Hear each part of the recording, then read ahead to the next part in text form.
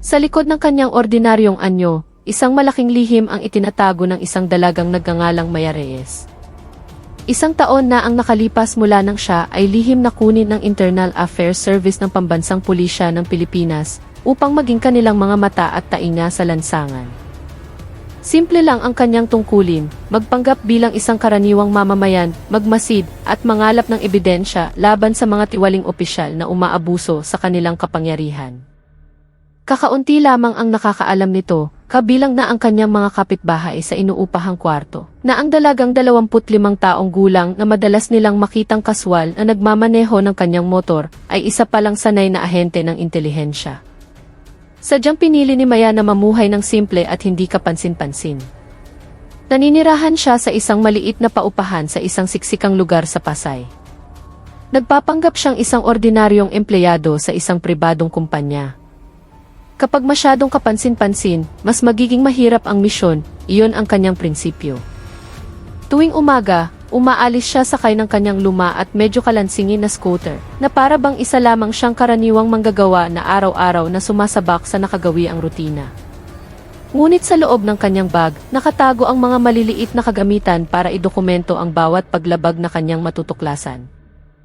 Isang maliit na kamera, isang voice recorder, at isang espesyal na telepono na direktang konektado sa kanilang punong himpilan. Ngayong araw, tulad ng dati, tinatahak niya ang mataong kalsada ng EDSA patungo sa sentro ng lungsod. Ngunit sa pagkakataong ito, may kakaibang kaba siyang naramdaman. Tila mayroong hindi tama sa maliit na palengke na kanyang dinaraanan. Mga sigawan, mga busina ng sasakyan na nag-uunahan. Dahan-dahan niyang itinabi ang kanyang motor sa gilid ng daan na para bang magpapahinga lamang sandali. Ang kanyang mga mata ay matalas na nakamasid sa isang malaking pulis na walang habas na pinapalo ang gilid ng isang pampasaherong jeepney. Ang mukha nito ay namumula sa galit. Heto na naman tayo, bulong niya sa sarili. Ang kanyang daliri ay nagsimula ng kumilos, lihim na binubuksan ang recording API sa kanyang telepono. Alam niya ang panganib. Kapag siya'y nahuli, hindi lang ang misyon niya ang mabibigo, kundi pati ang kanyang buhay ay maaaring malagay sa alanganin. Ngunit si Maya ay hindi sanay na umatras. Kung hindi tayo ang kikilos, sino pa? Ang mga salitang iyon ng kanyang pinuno ay palaging umaalinggaw sa kanyang isipan. Huminga siya ng malalim at naghanda. Ang araw na ito, sa tadhana man o pagkakataon, ay maaaring maging kanyang pinakamalaking pagsubok. Ang sikat ng araw ay tila naglalagablab sa aspalto, na nagpapainit at nagpapaalinsangan sa hangin sa sangandaan ng palengke. Ipinarada ni Maya ang kanyang motor sa gilid ng bangketa, nagkukunwaring inaayos ang kanyang helmet habang pinagmamasdan ang mga taong nagsisimula ng magkumpulan. Ang ingay ng mga busina ay naghahalo-halo. Ang mga naglalako sa kalye ay sumisigaw, inaalok ang kanilang mga paninda, at ang amoy ng pinaglumaang mantika ay humahalo sa amoy ng inihaw na karne. Ang lahat ng ito ay perpektong tagpuan upang itago ang kanyang tunay na layunin. Sa gitna ng kaguluhan, ang kanyang tingin ay nakatuon sa isang pulis na kumpleto sa uniforme. Ang katawan nito'y matipuno, parang isang bodybuilder, na nakaharang sa isang humintong jeepney. Nasaan ang mga papeles mo? Kung wala, magbayad ka ng multa ngayon din, sigaw niya sa trooper, isang matandang lalaki na halatang takot na. Kumunot ang noo ni Maya. Hindi ito isang ordinaryong inspeksyon. Ang kilos ng pulis ay sobrang agresibo. Ang kamay nito ay paminsan-minsang tinatapik ang bulsa ng pantalo ng trooper na may malinaw na intensyon. Walang pag-aalinlangan, inilabas niya ang kanyang telepono, nagkukunwaring may tinetext habang lihim na ina-activate ang record mode. Mula sa likod ng kanyang salaming pang-araw, sinundan niya ang bawat galaw ng tiwaling opisyal. Ngunit bigla, "Hoy, anong ginagawa mo dyan?" "Ha?" Isang magaspang na boses ang nanggaling sa hindi inaasahang direksyon. Isang nagtitinda ng prutas sa tabi niya ang nakatingin sa kanya nang may pagdududa.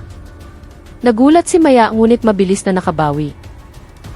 Tatawagan ko lang po sana ang kaibigan ko, kuya.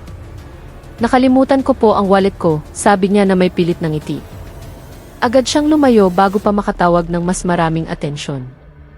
Medyo habol niya ang kanyang hininga nang muli niyang ituon ang pansin sa pulis. Ang opisyal ngayon ay mas lalong nagiging marahas, tinutulak ang isang nagprotestang motorcycle rider. Kinagat ni Maya ang kanyang labi. Ito ay lampas na sa hangganan, ngunit kailangan niyang maging matalino. Ang direktang pakikialam ng walang matibay na ebidensya ay maglalagay lamang sa kanya sa gitna ng galit ng masa. Dahan-dahan. Sinimulan niyang planuhin ang kanyang susunod na hakbang, umaasang sapat na ang video sa kanyang telepono upang mahuli ang lalaking iyon. Ang gulo sa paligid ng jeepney ay lalong lumala. Ang trooper, isang lalaking nasa edad 50, ay patuloy na inilalabas ang kanyang manipis na pitaka gamit ang nanginginig na mga kamay. Ito na po lahat ng dala ko, sir, mahinang sabi niya habang inaabot ang ilang lukot na pera. Hinablot ng malaking pulis ang pera at nanlaki ang mga mata nang makita ang halaga. Ganito lang. Huwag mo akong lokohin, sigaw niya habang ibinabato pabalik ang pera sa trooper na naging dahilan upang liparin ng hangin ang ilang piraso nito. Pinanood ni Maya ang lahat mula sa likod ng kanyang salamin, ang kanyang mga daliri ay kinakabahang tumatapik sa manibela ng motor. Ang eksenang ito ay hindi na simpleng pangingikil. Ito ay lantaran ng pagnanakaw sa katanghaliang tapat. Hindi niya namalayan, kinuha na naman niya ang kanyang telepono, inactivate ang video mode gamit ang hinlalaking nanlalamig sa pawis. Huwag kang padalos-dalos, Maya, bulong niya sa sarili habang inaayos ang anggulo ng kamera upang malinaw na makuha ang mukha ng opisyal. Bigla, ang pulis ay humarap sa kanyang direksyon. Ang mukha nito ay namumula sa galit. Mabilis na yumuko si Maya, nagkunwaring tinitingnan ang sintas ng kanyang sapatos. Ngunit ang kanyang puso ay kumakabog ng malakas. Nahuli na ba siya? Ang tunog ng mga bota ay papalapit at huminto mismo sa harap ng isang nagtitinda ng medyas. Kanina ka pa nakatingin sa akin, ha? May problema ba? Sigaw ng pulis sa matandang tindero na agad umiling sa takot. Nakahinga ng maluwag si Maya. Ngunit sandali lamang iyon, dahil lang iangat niya ang kanyang tingin, ang pulis ay muling humarap at nagsimulang lumapit sa isa pang jeepney. Sa pagkakataong ito, mas magaspang ang kanyang pananakot. Kung ayaw mong humaba ang usapan, ilabas mo na ang pera ngayon, banta niya habang tinatapik-tapik ang kanyang batuta sa palad. Ang sitwasyon ay lalong nawawalan ng kontrol at alam ni Maya na kailangan na niyang kumilos bago pa may isa na namang biktima ang matakot. Dahan-dahan, nagsimula siyang lumapit, ang telepono sa kanyang kamay ay handang i-record ang bawat detalye ng pangyayari. Maingat na inayos ni Maya ang posisyon ng kanyang telepono, tinitiyak na ang lente ng kamera ay malinaw na nakukuha ang bawat galaw ng pulis. Ang kanyang nanginginig at pinagpapawisang kamay ay dahan-dahang pinindot ang record button. Ngunit bigla, isang madilim na anino ang tumakip sa screen ng kanyang telepono. Anong ginagawa mo, ha? Ang malakas na boses na iyon ay nagpatindig ng kanyang mga balahibo. Sa isang iglap, itinago ni Maya ang kanyang telepono sa ilalim ng kanyang jacket. Ngunit huli na ang lahat. Hinawakan ng malaking pulis ang kanyang braso na parang bakal. Ilabas mo yung cellphone mo, sigaw nito, ang hininga ay amoy sigarilyo. Sinubukan ni Maya na kumawala. Tatawag lang po ako, sir. Ngunit naputol ang kanyang salita nang itulak siya ng pulis ng malakas hanggang sa siya ay muntik ng matumba. Walang awa, inagaw ng pulis ang telepono mula sa kanyang kamay. Nang makita nito ang screen na nagre-record pa rin, ang mukha niya ay lalong namula. Lintik kang espiya ka, sigaw niya bago dumapo ang kanyang malaking kamay sa pisngi ni Maya sa isang malakas na sampal. Ang tunog ng sampal ay bumasag sa ingay ng palengke na nagpahinto sa ilang mamimili. Ang hapdi ay kumalat sa kanyang pisngi. Ngunit mas masakit ang kahihiyan sa harap ng publiko. Ang dugo sa kanyang bibig ay mailasang alat habang pinupunasan niya ang bahagyang pumutok na labi. Wala kayong karapatang gawin ito, bulong niya ng may pait habang sinusubukang tumayo. Ngunit itinaas na ng pulis ang kanyang batuta, ang mga matay puno ng pagbabanta. Sa paligid niya, ang mga tao ay nagsimulang magbulungan. Ngunit walang sinumang nangahas na lumapit. Naramdaman ni Maya ang pagdaloy ng dugo sa gilid ng kanyang labi. Ang mapait na lasa ng bakal ay pumuno sa kanyang bibig. Ang kanyang mga kamay ay kusang kumuyom. Ang kanyang mga kuko ay bumaon sa kanyang palad. Bawat hibla ng kalamnan sa kanyang katawan ay sumisigaw na lumaban, na suklian ang sampal ng 10 beses. Ngunit ang masinsinang pagsasanay sa loob ng maraming linggo ay umalinggaw sa kanyang isipan. Kontrolin ang emosyon, mas mahalaga ang ebidensya kaysa sa paghihiganti. Habang hinihingal, dahan-dahan siyang tumayo, pinunasan ang dugo gamit ang likod ng kanyang kamay. Alam niyo po ba na gumagawa kayo ng malubhang paglabag? Ang kanyang boses ay mababa ngunit matalim na parang kutsilyo. Umisi ang pulis ng may pang-aasa. Aba, babae ka lang, berde ka pa para turuan ako. Muli niyang itinaas ang kanyang kamay. Ngunit sa pagkakataong ito, hindi umatras si Maya. Ang kanyang mga mata, kahit may bahid ng luha, ay nagpakita ng katatagan na nagpaalinlangan sa pulis ng sandali. Sa paligid nila, ang mga tao ay nagsimulang magsiksikan. Ang ilan ay nagsimula ng mag-record gamit ang kanilang mga telepono. Ang iba ay nagbubulungan na puno ng galit. Matagal na yang ganyan, laging abusado, bulong ng isang nagtitinda ng gulay. Narinig iyon ni Maya na pagtantong hindi ito ang unang beses na gumawa ng kalokohan ang opisyal na ito. Ang kanyang dibdib ay kumakabog ng mabilis, hindi dahil sa takot, kundi sa galit na pinipigilan. May pamilya po ba kayo? Mga anak, biglang tanong ni Maya sa isang boses na biglang lumambot. Nagulat ang pulis, kumunot ang noo. Anong pakialam mo, ungol niya? Huminga ng malalim si Maya. Gusto ko lang po sanang isipin ninyo. Paano kung isang araw, sila naman ang tratuhin ng ganito ng isang taong dapat sana ay nagpoprotekta sa kanila? Ang mga salitang iyon ay lumutang sa mainit na hangin na nagpatahimik sa mga tao ng sandali. Ngunit sa halip na matauhan, ang mukha ng pulis ay lalo pang namula sa sumasabog na galit. Umungol ang pulis.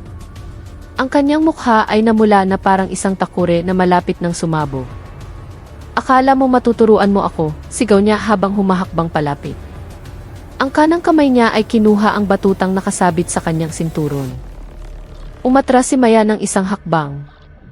Ang kanyang mga mata ay mabilis na tumingin sa paligid, naghahanap ng kahit anong bagay na maaaring gamitin upang pantayan ang hindi balanseng lakas sa pagitan nila. Ang kanyang tingin ay napadpad sa isang maruming plastik na timba na puno ng pinaghugasan ng gulay. Ang tubig ay malabo at kulay kape na may mga tira-tirang lupa at tuyong dahon. Walang pag-aalinlangan, sinunggaban niya ang timba. Huwag na po kayong lumapit, babala niya. Ngunit ang pulis ay tumawa lamang ng may pang-aasar habang patuloy na lumalapit, ang batuta ngayon ay nasa kanyang kamay. Sa isang mabilis na kilos, iwinasiwas ni Maya ang timba. Ang maruming tubig ay sumaboy ng malakas, tumama sa mukha at uniforme ng pulis. Isang malakas na ihala ang narinig mula sa mga nanonood. Baliw kang babae ka, sigaw ng opisyal habang iniluluwa ang maruming tubig na pumasok sa kanyang bibig. Ang kanyang mga kamay ay kinukusot ang mga matang mahapdi. Ang malansang amoy ng maruming tubig ay kumalat sa hangin. Ang pulis ay napaurong. Ang kanyang uniforme na dating puti ay may mansa na ngayon ng kulay kape. Ang kanyang namumulang mukha ay mas lalong kitang-kita sa ilalim ng dumi. Pinigilan ni Maya ang pagduduwal, ngunit hindi siya nagsisisi. Iyan ang kahihinatnan ng ginawa ninyo, bulong niya habang dahan-dahang inilalapag ang walang lamang timba, handa nang harapin ang anumang reaksyon na tiyak na darating. Ang hangin sa paligid ng palengke ay biglang naging tensyonado, parang isang alambre na hinihila hanggang sa maputol. Ang pulis na basang-basa ay umungol na parang isang sugatang hayop. Ang kanyang mga kamay ay mahigpit na humawak sa batuta. Magsisisi kang ipinanganak ka sa mundong ito, sigaw niya habang iwinawasiwas ang batuta patungo kay Maya. Ngunit sa pagkakataong ito, hindi umatras si Maya. Gamit ang isang sanay na kilos, sinalag niya ang atake gamit ang kanyang braso na protektado ng kanyang leather jacket. Ang sakit ay tumusok, ngunit hindi ito maikukumpara sa galit na kumukulo na ngayon sa kanyang dugo. Tama na, sigaw niya sa isang boses na biglang nagbago, malinaw, may otoridad, at puno ng kapangyarihan. Sa isang mabilis na kilos, kinuha niya mula sa loob ng kanyang jacket ang isang kumikinang na plaka. Special Agent, Internal Affairs Service ng Pambansang Pulisya. Ang kanyang boses ay umalinggao sa biglaang katahimikan na bumalot sa palengke. Ang plaka ay kumislak sa ilalim ng sikat ng araw, isang simbolo ng hustisyang hindi matatawaran. Sa ngalan ng batas, arestado ka. Ang mukha ng pulis ay biglang namutla. Ang kanyang bibig ay bumuka na parang isang isdang nasa lupa. Ang kanyang batuta ay bumagsak sa semento na may malakas na kalabo. Hindi. Hindi maaari, bulong niya, ang kanyang katawan ay nagsimulang manginig nang makita ang ilang mga tao na ngayon ay lumalapit na may ekspresyon ng paghihiganti. Huminga ng malalim si Maya, nararamdaman ang bigat ng responsibilidad na ngayon ay nasa kanyang mga balikat. Pakisuko ang iyong plaka at armas, malamig niyang sabi. Ang palengke na kanina ay maingay sa sigawan at tawaran ay biglang napuno ng nakabibinging katahimikan. Ang mga tindero ay huminto sa pag-aalo. Ang mga motorista ay pinatay ang makina ng kanilang mga sasakyan. Pati ang mga batang kanina ay nagtatakbuhan ay napahinto. Lahat ng mata ay nakatuon sa eksena sa kanilang harapan. Ang kumikinang na plaka sa kamay ni Maya ay tila naglalabas ng enerhiya na nagpatigil sa oras. Isang matandang nagtitinda ng kakanin ang dahan-dahang itinaas ang kamay sa kanyang nakabukang bibig. Sus Mariosep, may anghel palang nagpapanggap sa gitna natin, mahina niyang bulong sa katabing pwesto. Ang bulong na iyon ay mabilis na kumalat na parang apoy, mula sa isang tenga patungo sa isa pa. Ang mga tao na kanina'y takot ay nagsimula ng maglakas loob na lumapit, bumubuo ng isang maluwag na bilog sa paligid ni Maya at ng pulis na ngayon ay putlang-putla na. Mula sa isang sulok ng palengke, isang binata ang itinaas ang kanyang cellphone. Ni-record ko po kanina, ma'am. Lahat ng ginawa niya, nandito, sigaw niya ng may sigla. Ilang mga tao pa ang sumunod, inilabas ang kanilang mga telepono bilang suporta. Ang tunog ng mga camera shutter at maliliit na flash ay umalinggaw habang ang pulis ay tila lalong lumiliit sa gitna ng mga tao. Naramdaman ni Maya ang pagbabago ng enerhiya sa kanyang paligid. Ang takot ng mga mamamayan ay naging kolektibong katapangan. Handa po kaming maging saksi, sigaw ng isang lalaki na kanina'y biktima ng pangingikil. Dahan-dahang tumango si Maya. Ang kanyang mga mata ay nagluha, na pagtatanto ang tunay na kahulugan ng kanyang tungkulin. Hindi lamang ito tungkol sa paghuli sa mga lumalabag sa batas, kundi sa pagbabalik ng lakas ng loob sa mga matagal ng inaapi. Salamat po, maikli niyang sabi, ang kanyang boses ay paos dahil sa emosyon. Wala pang 10 minuto mula nang magpadala si Maya ng emergency code, nagsimula nang marinig ang tunog ng mga sirena. Ang ingay na iyon ay bumasag sa tensyon sa palengke, at ang mga tao ay dahan-dahang nagbigay daan. 2 itim na patrol car na may kumikislap na pulang linya ang huminto mismo sa lugar ng krimen, sinundan ng isang van na may logo ng Internal Affairs Service. Ang pinto ng unang sasakyan ay bumukas at isang lalaking nakasalamin na may kumpletong uniforme ang lumabas ng may matatag na hakbang. Situation report, Agent Reyes, maikli niyang tanong habang tinitingnan ang pulis na ngayon ay nakaupong walang lakas sa bangketa. Nagbigay si Maya ng mabilis na ulat habang ipinapakita ang video sa kanyang telepono. Nandito po lahat, kasama na ang testimonya ng mga tao. Paliwanag niya sa isang profesional na boses na kabaligtaran ng kanyang magulong itsura. 2 opisyal ang agad na kumuha sa tiwaling pulis. Sa kapangyarihang ipinagkaloob sa amin, ikaw ay aming inaaresto sa salang pangingikil, ananakit, at pag-abuso sa tungkulin, sabi ng isa sa mga opisyal habang pinupusasan ang nanginginig na mga kamay. Hindi na lumaban ang opisyal. Ang kanyang ulo ay nakayuko habang dinadala sa patrol car. Ang kanyang mukha ay nagpapakita ng pagsisisi na huli na. Samantala, nilapitan ng hepe ng dibisyon si Maya na may ekspresyong mahirap basahin. Magandang trabaho, bulong niya habang tinitingnan ang sugat sa labi ni Maya. Pero sa susunod, hintayin mo ang backup bago ka sumuong sa ganitong panganib. Ngumiti si Maya ng mapait, alam kung gaano siya kalapit sa kapahamakan kanina. Nangangako po akong magiging mas maingat, sir. Pero minsan po, hindi makapaghintay ang hustisya, sagot niya habang tinitingnan ang mga taong nagkukumpulan pa rin. Ang kanilang mga mukha ngayon ay nagpapakita na ng pag-asa.